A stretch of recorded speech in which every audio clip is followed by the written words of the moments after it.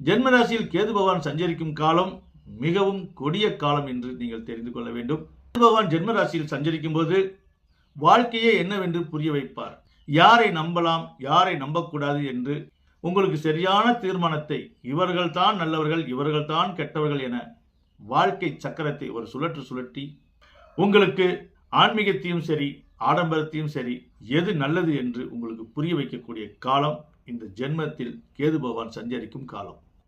ராகு பகவான் 7ஆம் இடத்தில் சஞ்சரிக்கும் பொழுது திருமணம் ஆகாதவர்களுக்கெல்லாம் திருமணம் ஆகும். ரொம்ப நாளா திருமணம் ஆகாமல் இருப்பவர்களுக்கு இந்த காலகட்டத்தில் திருமணம் ஆகும்.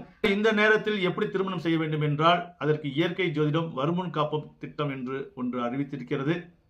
அவரவர் திருமண நாட்களை எப்படி அமைத்துக் கொள்ள வேண்டும், இதை பல பதிவில் பல விளக்கமாக எடுத்து உரைத்திருக்கிறோம். அந்த பதிவுகள் எல்லாம் நீங்கள் பார்த்திருக்கலாம் அல்லது பார்க்காம இருக்கலாம். இந்த பதிவில் சில விஷயங்களை தெரிந்து கொள்ளுங்கள். பொத்தம்பதுவாக திருமண நாட்களை அமைத்துக் கொள்ளக்கூடாது. அவரவர் கிரக நிலைக்குப்படி, அதாவது ஒரு ஆணுடைய கிரக நிலைப்படியும் ஒரு பெண்ணுடைய கிரக நிலைக்குப்படியும் ஒத்த நாளாக அந்த நாட்களில் திருமணம் செய்து கொள்ள வேண்டும்.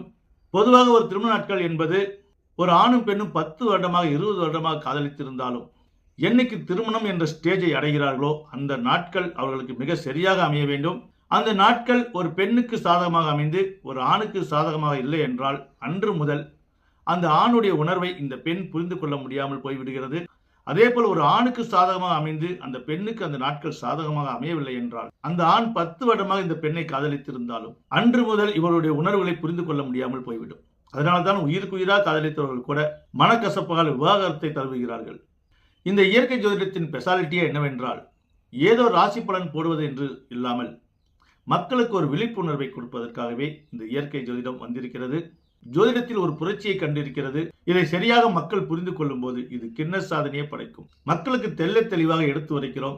ஒவ்வொரு ராசி பலனிலும் வருமுன் காப்போம் திட்டம் என இயற்கை ஜோதிடத்தில் அறிவித்திருக்கிறோம். இதுவரை எந்த ஜோதிட துறையிலும் எந்த மகான்களும் அதை அறிவிக்கவில்லை. ஒரு விஷயம் நமக்கு தோல்வி அடைந்த பிறகு பரிகாரம் பூஜை என இறங்குவதை விட வருமுன் காப்போம் திட்டத்தில் நீங்கள் இணைந்து எந்த ஒரு செயலையும் முன்கூட்டியே நீங்கள் எச்சரிக்கையோடு செயல்படுவதால் பல விஷயங்களை நீங்கள் தற்காத்துக் கொள்ள முடியும். முக்கியமாக திருமண பந்தத்தில் விவாகரத்து ஆகாமல் பார்த்துக் கொள்ள முடியும். மிகப்பெரிய இன்சிடென்ட்கள், மிகப்பெரிய ஆக்சிடென்ட்கள் எல்லாம் தவிர்க்க முடியும்.